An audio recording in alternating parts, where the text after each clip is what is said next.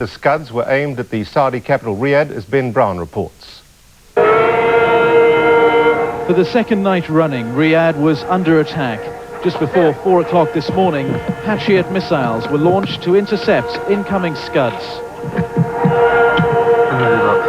So far, the Patriots have a reassuringly good record of success, and they frustrated Saddam Hussein's attempt to terrorize civilians here. We saw at least one scud being destroyed. First, there was a flash across the sky. Then, as thunder follows lightning, we heard the sound of the explosion a few seconds later.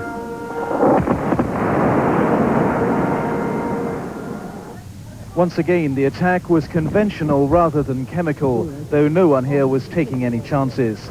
After the all clear had been sounded, the search began for wreckage, and it wasn't hard to find. Lying on a road was the main body of the Iraqi missile, the fuel section, which is automatically jettisoned by the warhead as it closes in on the target.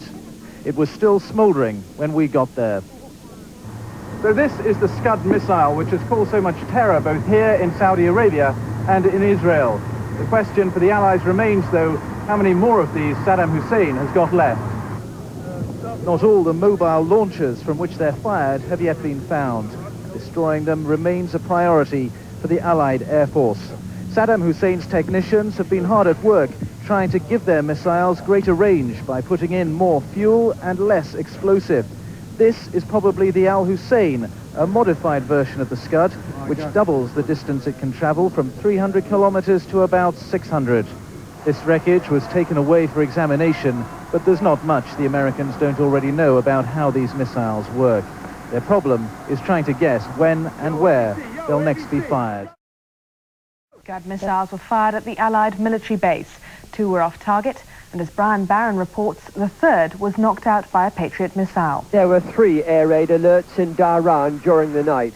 The first Scud missile fell into the Gulf. The second alert, ordering people to go to shelters, was televised about 3:30 a.m. No missile was sighted. But a short while ago, as Dharan began to go to work, the early warning system spotted another incoming Scud. It was destroyed by Patriot anti-missile missiles. For about half an hour at our hotel, there was a full-scale chemical warfare alert. Then the all-clear was given.